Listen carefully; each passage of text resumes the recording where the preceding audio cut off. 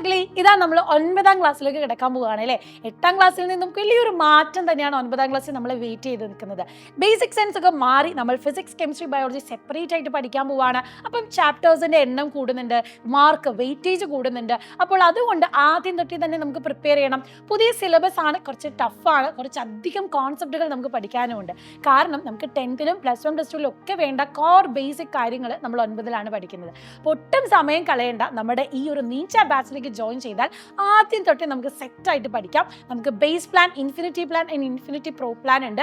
ഓരോന്നും നമുക്ക് സ്ട്രക്ചേർഡ് ആയിട്ട് പഠിക്കണമെങ്കിൽ നിങ്ങൾക്ക് ഏറ്റവും അവൈലബിൾ ആയിട്ടുള്ള പ്ലാനാണ് ഇൻഫിനിറ്റി പ്ലാൻ. ഫാൽക്കൺ ബാച്ച് വേണമെങ്കിൽ നമുക്ക് ഇൻഫിനിറ്റി പ്രോ പ്ലാനും അവൈലബിൾ ആണ്. ഏപ്രിൽ 20-ന് മുന്നേ ജോയിൻ ചെയ്യുന്ന കുട്ടികളിൽ നിന്ന് നമ്മൾ സെലക്ട് ചെയ്യുന്ന 5 പേർക്ക് സ്മാർട്ട് വാച്ചസ് പ്രൊവൈഡ് ചെയ്യുന്നുണ്ട്. അപ്പം ആർക്കാണ് ലക്കുള്ളേ നോക്കാലോ. അപ്പോൾ വേഗം തന്നെ അഡ്മിഷൻ എടുത്തോളൂ.